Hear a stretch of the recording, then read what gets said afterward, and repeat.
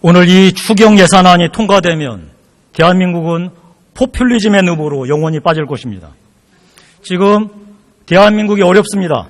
그러나 아무리 힘들어도 국가가 할 일이 있고 해선 안 될 일이 있습니다. 문재인 대통령은 말합니다. 지금은 비상 상황이니 국민들 소득 높여서 경제 활성화해야 한다고 말합니다. 지금은 장기 처방이 아니라 단기 처방, 즉 소득 주도 성장해야 한다고 말합니다. 그래서 공무원 무조건 80만 명 늘리겠답니다. 비정규직도 무조건 정규직으로 전환시키겠답니다. 최저임금도 무조건 올리겠답니다. 이러면 가계소득이 올라 소비가 늘고, 소비가 늘면 기업 생산이 늘고, 그러면 기업이 고용을 늘리고, 그러면 경제가 좋아진다고 합니다. 참 꿈만 같은 얘기입니다. 그렇다면 왜 세계 각국은 이 방법을 당장 시행하지 않을까요?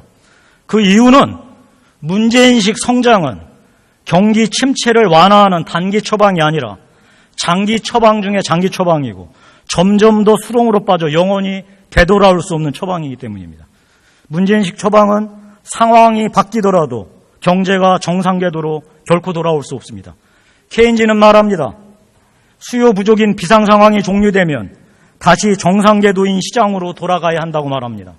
그러나 한 번 느린 공무원을 줄일 수 있겠습니까?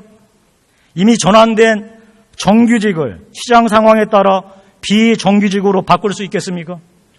오르기 시작한 최저임금을 경제 상황에 따라 탄력적으로 조정할 수 있겠습니까? 단연코 못합니다.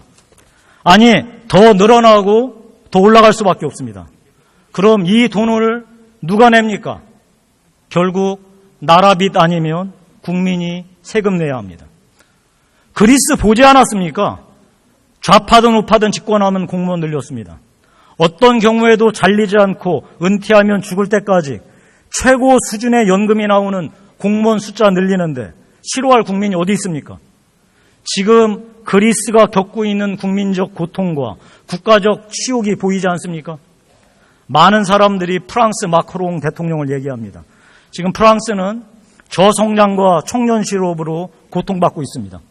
그렇다면 압도적인 지지를 받고 있는 마크롱 대통령이 추진하는 경제 살리기가 문재인식 처방처럼 공무원 늘리고 무조건 정규직으로 전환하고 최저임금 올리는 방식일까요? 천만의 말씀입니다. 양극화와 저성장의 늪에서 빠져나오기 위해 고통스럽지만 공공개혁, 노동개혁, 복지개혁에 나섰던 독일과 영국의 모델을 따르고 있습니다. 한 가지 분명하게 지적할 게 있습니다. 비정규직 차별 문제입니다. 비정규직이라고 신문상의 보장은커녕 임금 격차가 엄청나고 인간적 차별도 있는 건 진짜 문제입니다. 그러나 무차별적인 정규직화가 아니라 정규직과 비정규직의 임금 격차 해소가 올바른 방법입니다. 그럼 임금 격차를 어떻게 해소할까요? 물론 기업도 어느 정도 고통을 감수해야 되겠지만 근본적인 방법은 정규직의 무한대적 보호장벽을 걷어내는 것입니다. 무릇 세상 일이 그렇듯이 나라든 기업이든 어떻게 좋은 시절만 있을 수 있겠습니까? 좋은 시절에는 고용도 늘리고 임금도 높게 주지만 나쁜 시절에는 불가피하게 고용을 줄이고 임금도 낮춰야 하지 않겠습니까? 기업이 이것을 할 수 없게 만드는 것이 과연 시장경제이고 자유민주주의입니까? 문재인 정부는 증세를 하겠다고 합니다. 좋습니다. 필요한 복지를 확대하게 증세합시다. 그러나 반드시 세 가지 전제 조건이 있습니다. 첫째, 낮은 세율과 넓은 세원을 근간으로 경제를 활성화시켜 자연적으로 총세수가 늘어나도록 할 것.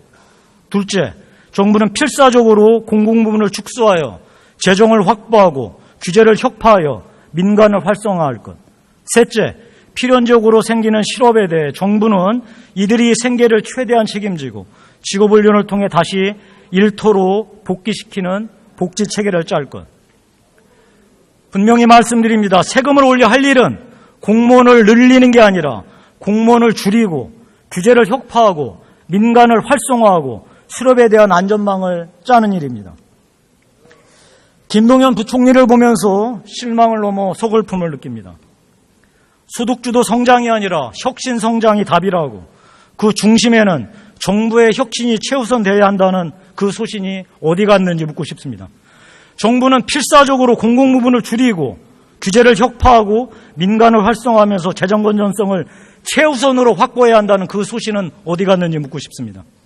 그 누구도 가보지 않은 길, 한 번도 증명되지 않은 소득 주도 성장론자들이 이 정권에 가득할 때 김동연 부총리라면 방파제 역할을 할 수 있을 거라 믿었는데 참으로 슬픕니다. 마지막으로 말씀드립니다. 이번 예산이 통과되어 문재인식 소득주도 성장의 물꼬가 터지면 결코 되돌아올 수 없을 것입니다. 그 모든 고통은 우리 젊은 세대가 지게 될 것입니다. 그리고 그 책임은 오늘 이 본회의장에 앉아있던 20대 국회의원들의 몫이 될 것입니다. 네, 김용태 의원 수고하셨습니다. 다음은 윤후덕 의원 나오셔서 토론해 주시기 바랍니다.